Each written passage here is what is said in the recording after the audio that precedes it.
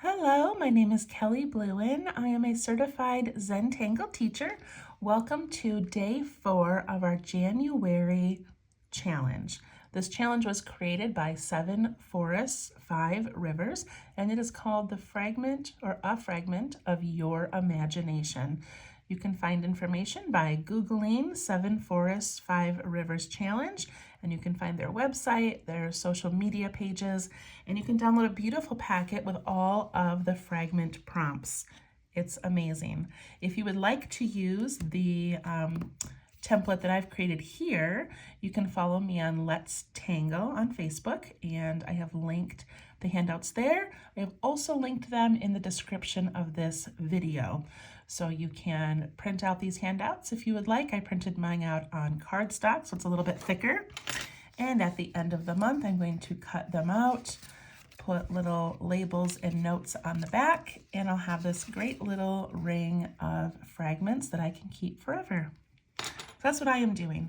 I also highly encourage you to type in hashtag FYIC 2024, Fragment of Your Imagination Challenge 2024, to see all of the incredible artists that are making beautiful things out of these fragments. Okay, so today is January 4th. Let's check out our list here. So for the 4th, it says, let's start sewing a tangled garden with Rick's Hanging Paradox Seed from Project Pack 21 today. Okay, so this is the Hanging Paradox Seed. Seed is this shape that is often used in drawing or entangling in architecture and patterns. It's a fun one to work in. So I've also got a piece of scrap paper that I'm going to show you what paradox is in case you're not familiar with it. So paradox is done, it can be done in a triangle, a seed, a square. Let's just do a square. Okay, and paradox takes a little bit of concentration, but it's got such beautiful end results. So we pick a corner and we go across to the other side, but we want to come out just below the existing line. So we go like that. This becomes our new starting point, and we want to end up just to the side of the existing line.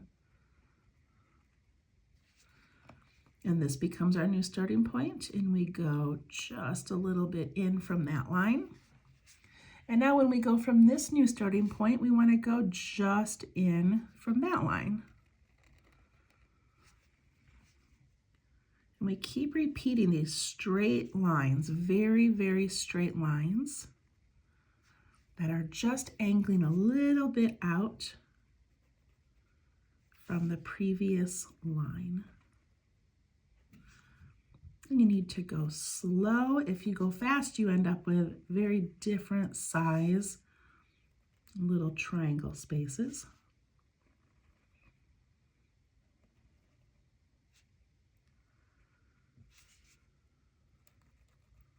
Depending on the size of the area you are making paradox in, it might take you longer, you might have more lines, you might have less lines.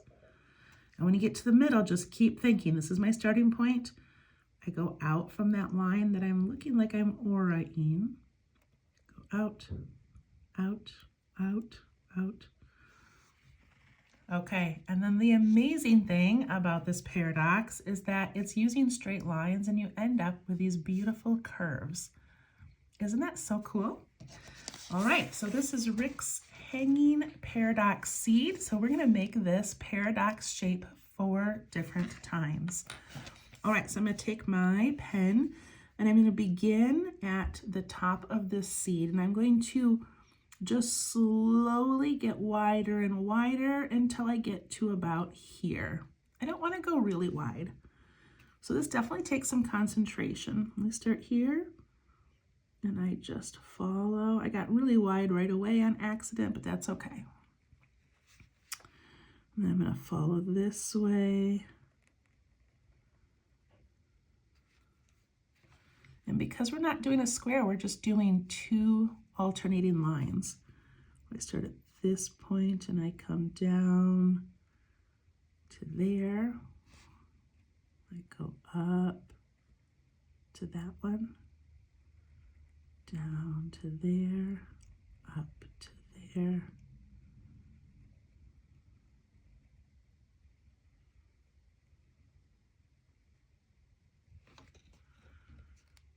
Look at how cool that is.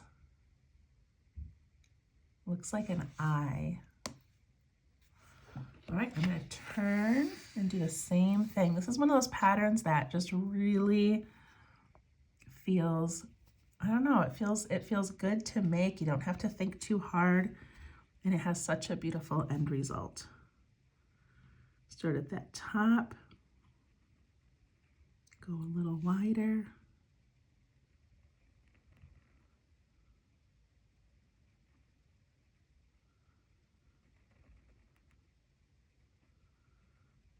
Remember not to speed up.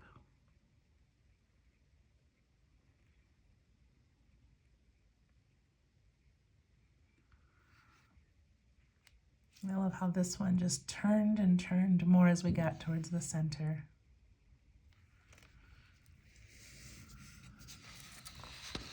I didn't need to turn my paper for this one, I guess, but that's okay. All right, same thing, and you can vary where you start. It might change the pattern a little bit or change the direction of that little center area.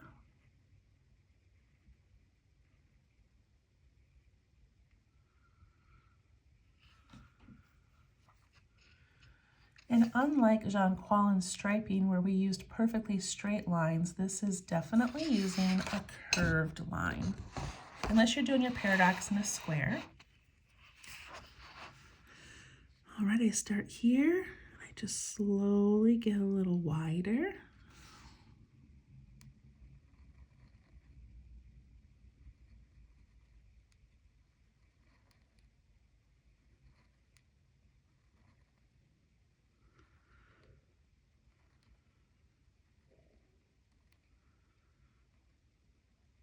That one got really sideways.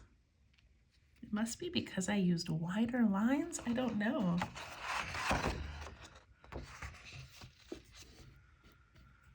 Look how cool that paradox seed is. That's pretty amazing.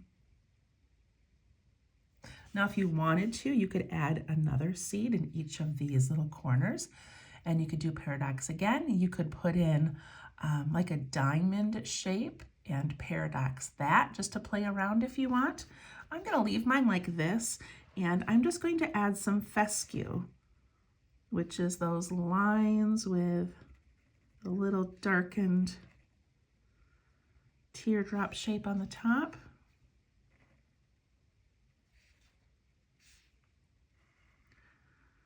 So again, these fragments can be done just very small, like I did on this little template, or they can be added to other tangle patterns, or it can be done as a large mosaic piece. They're meant to be played with.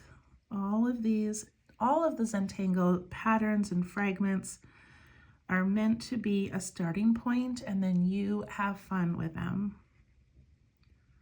Never feel like you have to follow the rules.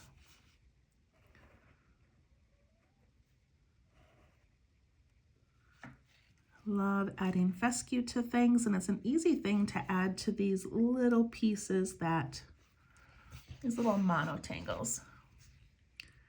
And you can add some dots.